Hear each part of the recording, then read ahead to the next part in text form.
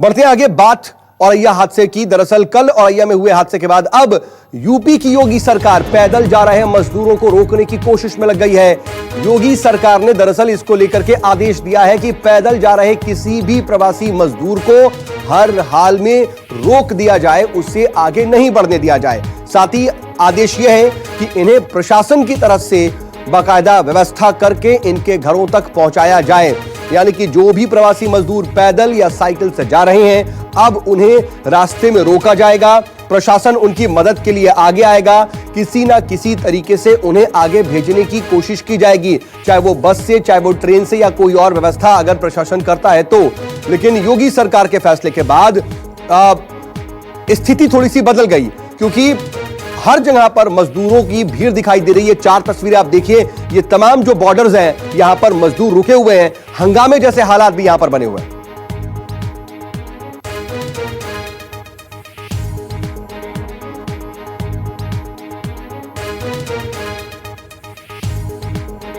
और इस वक्त मेरे साथ मेरे दो सहयोगी जुड़ चुके हैं। प्रशांत देव जो कि दिल्ली बॉर्डर पर मौजूद हैं, तो वहीं लखनऊ में मानस श्रीवास्तव मौजूद हैं। प्रशांत, मैं आपके पास आ रहा हूं कि जरा बताइए, अब मजदूरों को ना पैदल आगे जाने दिया जाएगा ना साइकिल से, अब वो बॉर्डर पर फंस गए हैं। प्रशासन को तो यह आदेश है कि व्यवस्था कराई जाए, उनके घर तक भेजा जाए, लेकिन क्या ग्राउंड पर, जमीन पर प्रशासन इतने मजदूरों के लिए व्यवस्था कराने में कहीं ना सक्षम नजर आ रहा है? देखिए, बात बिल्कुल ठीक है। पूरी तरीके से जमीन पे कोऑर्डिनेशन की भारी कमी दिखाई दे रही है। ये जो बात है, सब बार बार ये कहा जा रहा है कि राज्य जो है पहल करें और ऐसी कोशिश करें कि इनको बसों या ट्रेनों में बस के भर के बैठाया जाए, तो ये शुरू से नहीं हो पाया, जिसकी वजह ये है, जिसका नतीजा ये हो रहा है कि अचानक से भीड़ सड़कों पे उमड़ पड़ रही है और फिर वो जो है क्राउड मैनेजमेंट करना पड़ रहा है, फिर वो तरह तरह की समस्याएं उसमें आने शुरू हो रही हैं। आज आखिरी दिन है लॉकडाउन 3 का, और फिर एक नई असमंजस की स्थिति है कि सब कुछ खुल जाएगा, सब कुछ खुल जाएगा, क्योंकि नई गाइडलाइन अभी तक आई नहीं है। तो अब ये व्यवस्था की गई है कि जो भी मजदूर, जो भी ऐसे लोग हैं जो सड़कों पर चलने के लिए मजबूर हैं, कि सब पैदल चलते हुए घर जाएंगे, उनको वहां रोका जाएगा और रोक कर उनको शेल्टर होम में रखा जाएगा।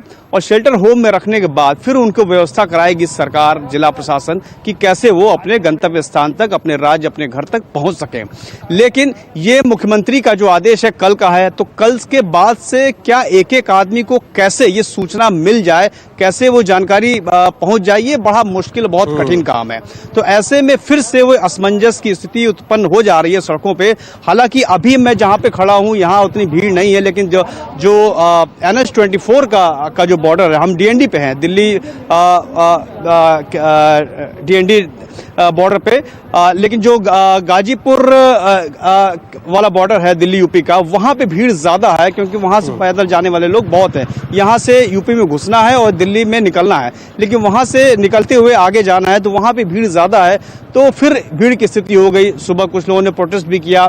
तो अभी तक तो सब कुछ शांतिपूर्ण तरीके से चल रहा है, लेकिन पब्लिक बहुत परेशान है। जो मजदूर है नहीं, परेशान इस बात से है कहां चल रहा है। समस्तीपुर हो गया, माफ कीजिएगा, सहारनपुर हो गया, हमीरपुर हो गया, यहां पर मजदूरों ने हंगामा भी किया। ये हंगामे की तस्वीर भी हम दिखा रहे हैं। अलग अलग जगह पे मजदूरों के सब्र का बांध भी टूट रहा है। अब प्रशासन के सामने कहीं ना कहीं एक दुविधा है कि इतनी भारी संख्या में मजदूर हैं, यहां पर सोशल डिस्टेंसिंग का पालन कहीं नजर नहीं आ रहा तस्वीरों में। भारी संख्या में मजदूर वैसे ही सड़क पर बैठे हुए हैं। शेल्टर होम में बहुत ज्यादा व्यवस्था है नहीं, इतनी ज्यादा शेल्टर होम बन नहीं पाए। ये ग्राउंड पर दिक्कतें आ रही हैं। मानस, आप जरा बताइए कि आखिर ये जो तमाम कवायद की जा रही है, ये जमीन पर कितनी सही उतर पा रही है?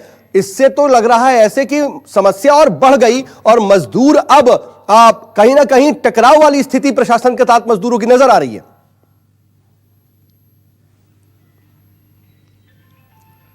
देखिए, मजदूरों की जो स्थिति है वो अब इस बात को लेकर के उनका संघर्ष है कि मरना तो है ही है, तो क्यों ना लड़ करके मरा जाए।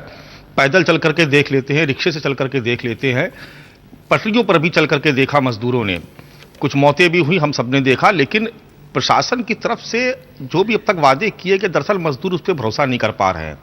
22 मार्च का वो मंजर याद करिए, और 22 मार्च के बाद 25 मार्च जब लॉकडाउन पूरे देश में घोषित हुआ, पहले जनता कर्फ्यू और उसके बाद फिर पूरे देश में लॉकडाउन।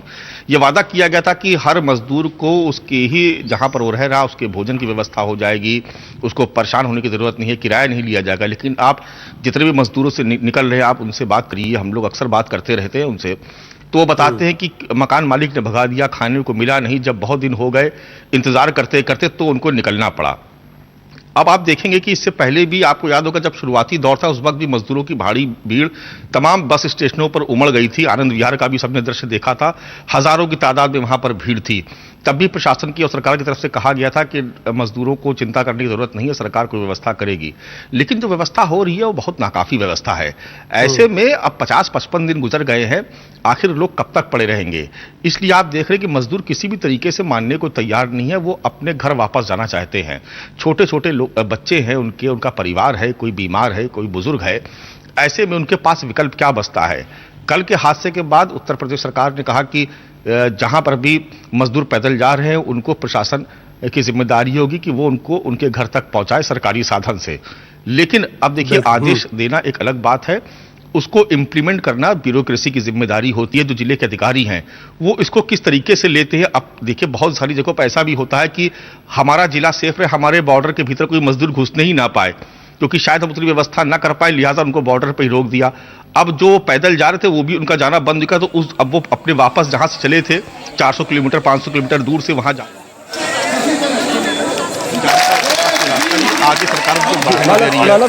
तो ये स्थिति आपको नजर आएगी, ये स्थिति लगातार दिखाई पड़ेगी अगर सरकार को। लेकिन मानस, आपके पास क्या जानकारी मिल पा रही है? क्योंकि जो तस्वीरें भी आपने भेजी हैं, ये तमाम जगहों पर हम अभी आपसे आगे भी अपडेट लेते रहेंगे कि आखिर क्या स्थिति है। लेकिन जो तस्वीरें मानस ने भेजी हैं वो कहीं ना कहीं अपने आप में चिंताजनक है, क्योंकि ये जो सोशल डिस्टेंसिंग की बात हो रही है वहां नजर नहीं आ रही। इतनी बड़ी तादाद में शेल्टर होम नहीं है कि इतने मजदूरों को वहां रखा जाए, ये एक बुनियादी दिक्कत आ रही है। आप दोनों का बहुत शुक्रिया तमाम जानकारी के लिए, नजर बनाए रखिएगा।